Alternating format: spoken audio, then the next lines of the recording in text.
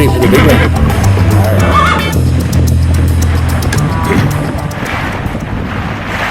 Oh, matey. Welcome to my world, the briny deep. Please fasten your seatbelts. Keep your arms and legs in at all times.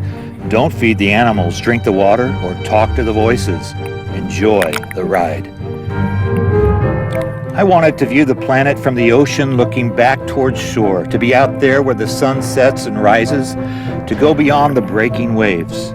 Soon, the nearest land will be miles below.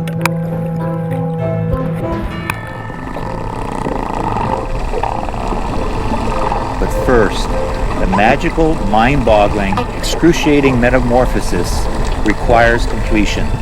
6 months in Seattle, and now 3 months in Astoria, Oregon.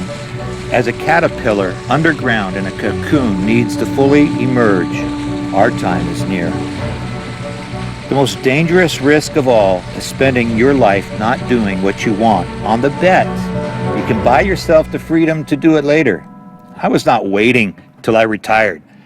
The freedom, through much loss, had presented itself to me now.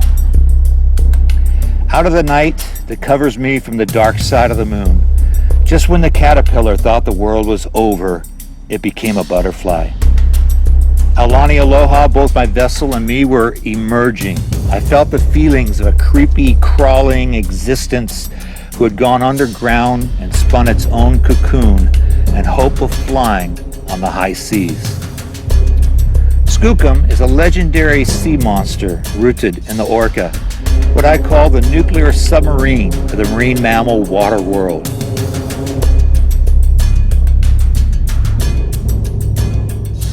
I'd become intertwined with a 48-foot Skookum sailing vessel. It seemed we had both been gutted, stripped, neglected, held at bay in protected waters, and dockside way too long. I knew the undertaking would either be my coffin or cradle into a new beginning. A metamorphosis, one's former self is digested to become an appearance, function, circumstances, and lifestyle, something different, yet retaining the essence of one's being. An alchemy, as in a magical, mysterious alteration to continue on in life, awakened and transformed.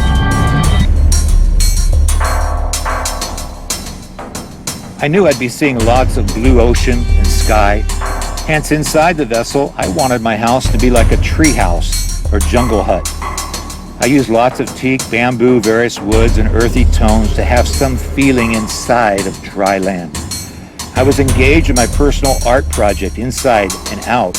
It was therapy to get some confidence back and begin expressing myself anew.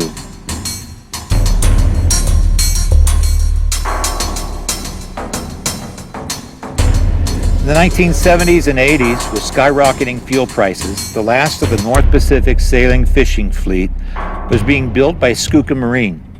The hulls, rigging, and machinery became famous as the most stout seaworthy vessels of the era. Native American tribes in what today is called British Columbia and the northwestern states, Washington, Oregon, across to Montana, spoke of the Salish Sea Sasquatch round campfires.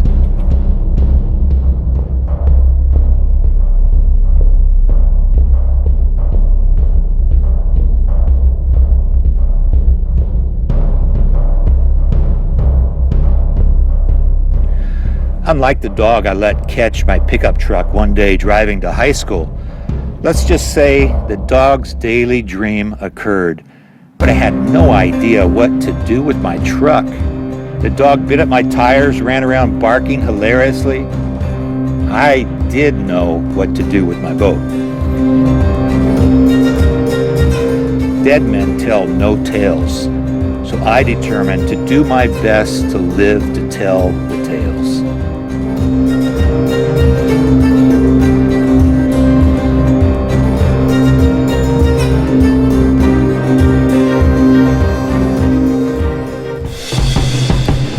The Columbia River Bar, not a local drinking establishment, had been closed for 2 days, courtesy of an offshore storm in the U.S. Coast Guard. I had a 3-day window to the next potential storm, to close it again to all manner of vessels, including 1,000-foot cruise ships forced elsewhere. Vessels vanished ahead and behind me in the gentle 20-foot rolling swells. I seemed to be the smallest on the sea that day. The enormous, swift-moving Columbia River flows like water from a fire hydrant, colliding with the immense power of the Pacific. The entrance and exit, the mouth of such, creates the worst wave conditions on the planet. Today is mild. The butterfly has emerged. Sailing engages both the wind and water, turning the entire vessel into an aeroplane with one wing, working aerodynamic forces such as pressure, suction, and lift. The mainsail alone harnesses more than a ton of force every moment in an unconfined, ever-changing wind tunnel. The sails produce a vortex or tornado tip around the mast top. The other wing, the keel and rudder, working hydrodynamic forces such as resistance and thrust, is sailing the water below. Multiple tons of water are dealt with constantly. Hundreds of tons of ocean waves and swell, moving at 20 to 50 miles per hour, are exerting a complex influence on the vessel's flight. The hull becomes a constant wave maker itself as it flies the high seas. It's a delicate yet hard commitment to both wind and water, creating a balanced watercraft working a myriad of mathematical equations and physics your smartphone can't deal with. I had turned down several mateys for this voyage, not knowing if I'd go to Hawaii, 3,000 miles, 20 to 30 days away, or Southern California, 1,000 miles, a week to 10 days away. I wanted company and help, but my gut told me such would be a liability with what lay ahead. I could deal with personal injury or loss, but not that of others. I could manage alone, but if I had to care for another? Seemed sketchy, a high-risk adventure. Yet in reality, I was safer every day than living ashore or driving down a highway. That's fact of matter. There are times in life when being alone is likely to find yourself in places no one has been before.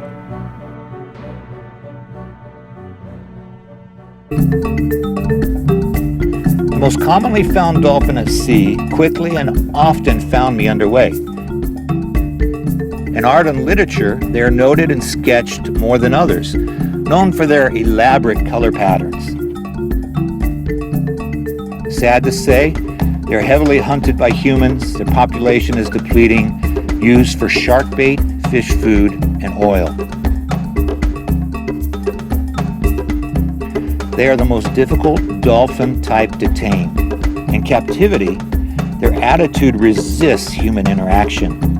Yet in the wild, they are the friendliest of all dolphin types, interacting with a host of diverse marine mammals and humans. They are called the common dolphins.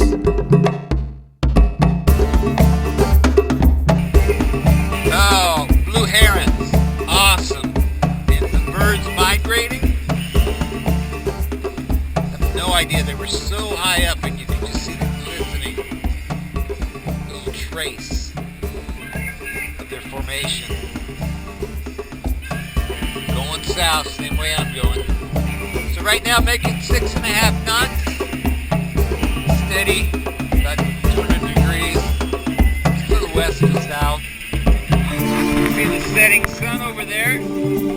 As soon as the sun sets, I'll be able to see Hokulea, which is my zenith star. It will point the way to Hawaii. So anyways, over there, you have the Oregon coast, Mount Shasta. You're not too tired. Feet up and toss to and fro. From the dark side of the moon through a coffin-like cocoon. From the confines of shore to the breakers as a surfer, a sailing seabird has emerged. To play where the sun sets and rises, where the planet breathes its life to all. A wave maker, ever engaged with the raining wind and powerful sea, locked into the forces that be, Truly, this is the place.